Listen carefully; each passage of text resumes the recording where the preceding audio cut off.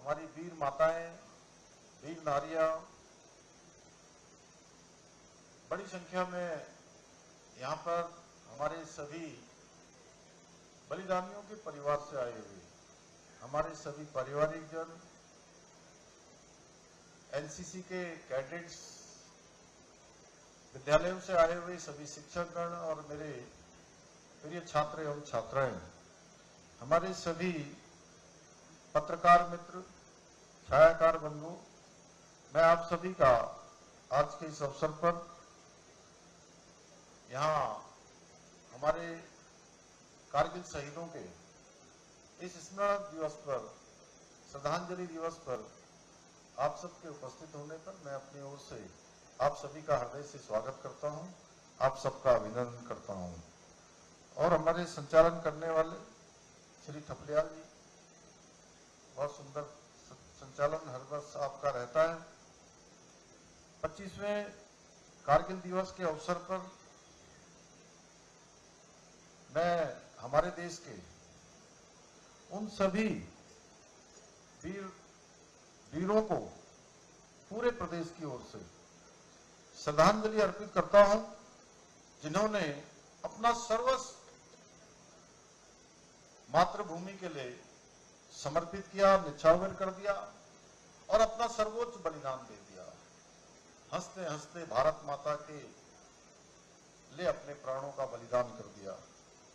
साथ ही मैं उन सभी अमर बलिदानियों को भी, उनके परिजनों को भी आज के उस अवसर पर मैं उन सभी को नमन करता हूं, जिनके दर्द को प्रख्यात कवि श्री हरिओम पवार जी के शब्दों में कहूं तो, पर्वत पर कितने सिंदूरी सपने दफन हुए होंगे, पर्वत पर कितने सिंदूरी सपने दफन हुए होंगे, 20 बसंतों के मधुमासी जीवन हवन हुए होंगे, बहनों की राखियां जल गई, बर्फीली घाटी में बेदी के गठबंधन खोए हैं कारगिल की माटी में।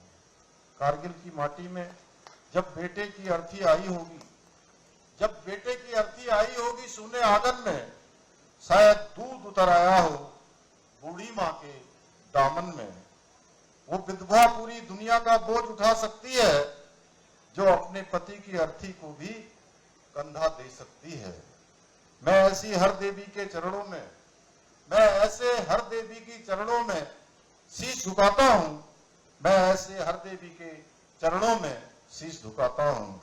भाइयों बहनों, कारगिल की घाटियों, पहाड़ों और हवाओं में भारत के रणबांकुरों का दुश्मन के खिलाफ किया गया सिंहनाद 1999 से लेकर आज भी उसी वेग से गूंज रहा है। कारगिल युद्ध के दौरान भारत के सूरवीरों ने तिरंगों को मस्तक पर बांधकर ऐसी हुंकार भरी जिससे दुश्मन की धरती कांप गई थी, उनका कलेजा दहल उठा था।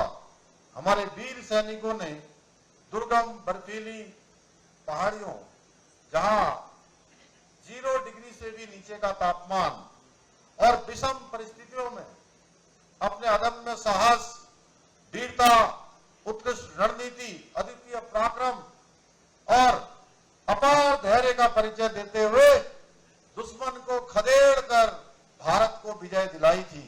भाइयों बहनों, कारगिल की विजय गाथा उत्तराखंड के वीर जवानों की चर्चा के बिना अधूरी रहेगी। इस युद्ध में जैसा हमारे सभी वक्ताओं ने बताया, 537 भारतीय सैनिक वीर गति को प्राप्त हुए, जिनमें वीर भूमि उत्तराखंड के भी 75 भारतीय सपूतों ने, बहादुर सपूतों ने भारत माता की रक्षा के लिए, देश की रक्षा के लिए अपने प्राणों का बलिदान दिया था। हम कभी महावीर चक्र से अलंकृत मेजर विवेक गुप्ता और मेजर राजेश अधिकारी की वीरता को नहीं भूल सकते, जिनके रण कौशल और पराक्रम की गूंज आज तक तोलोलिंग की चोटियों में सुनाई देती है। और न ही हम शशि भूषण घिल्डियाल, राजेश शाह, खुशीमन गुरुंग, रुपेश प्रधान, कश्मीर सिंह, ब्रजमोहन सिंह, अनसुईया प्रसाद, कुलदीप सिंह और ए.के. सिन्हा जैसे वीरों की वीरता को भूले हैं, जिन्होंने मां भारती की रक्षा के लिए अपना सर्वोच्च बलिदान दे दिया। ऐसे वीरों के बलिदान की अमर गाथाएं आज भी हमारे युवाओं को राष्ट्र की रक्षा के लिए प्रेरित करती है, राष्ट्र सेवा के लिए प्रेरित करती हैं। परंतु दुर्भाग्यवश पूर्ववर्ती सरकारों ने भारतीय सेना के शौर्य और पराक्रम को भी अपने राजनीतिक संकीर्ण स्वार्थों के चलते उस दृष्टि से देखने का काम किया। आपको जानकारी, यह हैरानी होगी आपको जानकर कि 2004 से लेकर 2009 तक के अपने कार्यकाल के दौरान कांग्रेस की सरकार ने कभी कारगिल विजय दिवस नहीं मनाया, क्योंकि वो विजय एक ऐसी विजय थी, देश की आजादी के बाद जितने भी युद्ध हुए, हर युद्ध हमारी सेना ने शौर्य और पराक्रम से जीते, क्योंकि हमारी सेना हमेशा से दुनिया की सबसे बहादुर सेनाओं में से एक सेना थी। हमेशा हमारी सेना बढ़ चढ़कर युद्ध के मैदान में अपना बलिदान देकर युद्ध के मैदान में जीत जाया करती थी। लेकिन भाइयों बहनों, युद्ध के मैदान में जीता हुआ युद्ध हम टेबल पर हार जाया करते थे। पहला युद्ध था श्रद्धेय अटल बिहारी वाजपेयी जी के नेतृत्व में कि वो युद्ध सेना ने मैदान में भी जीता और अटल जी के नेतृत्व में हमने टेबल पर भी उस युद्ध को जीता। इस कारण से इन्होंने 2004 से लेकर 2009 तक कारगिल विजय दिवस ही नहीं मनाया। भाइयों बहनों, वीरभूमि उत्तराखंड के लगभग प्रत्येक परिवार से कोई न कोई सेना में जरूर होता है। कोई पैरामिलिट्री फोर्स में है, कोई कहीं है, किसी न किसी रूप में देश को अपनी सेवा दे रहा है। मैं स्वयं भी एक सैनिक का बेटा हूं, आप सबके साथ मेरा भी जीवन प्रारंभ हुआ है।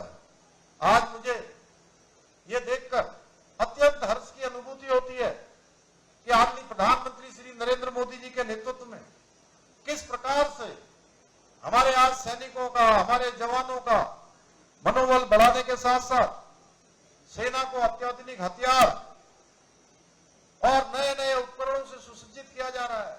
सेना को जो आवश्यकता है उस प्रकार से उनका प्रोत्साहन किया जा रहा है। आप सभी ने देखा कि अभी आदरणीय प्रधानमंत्री नरेंद्र मोदी जी के नेतृत्व में हमारी पराक्रमी सेना ने ऑपरेशन सिंदूर के माध्यम से किस प्रकार पाकिस्तान को 4 दिनों के अंदर ही घुटनों के बल लाकर खड़ा कर दिया था भाइयों बहनों, और उनको संधि की भीख मांगनी पड़ी थी।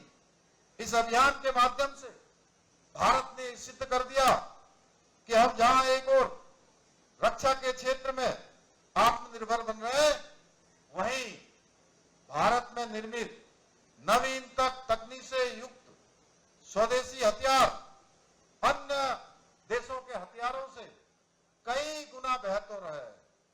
ब्रह्मोस मिसाइल के बारे में मेजर जनरल समी समरवाल जी ने बता दिया कि किस प्रकार जो है वो एयर कंडीशनर के बराबर होल से किस प्रकार अंदर जाकर कैसे वहां पर पूरी तरह से नेस्तनाबूद करने का काम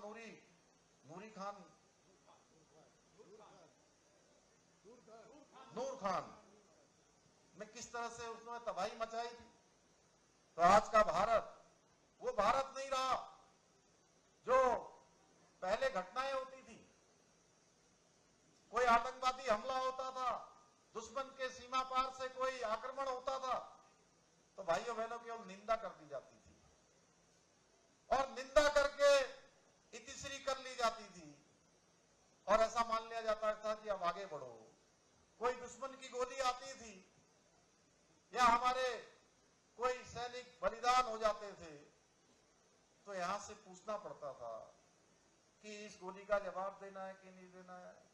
हमारे ऊपर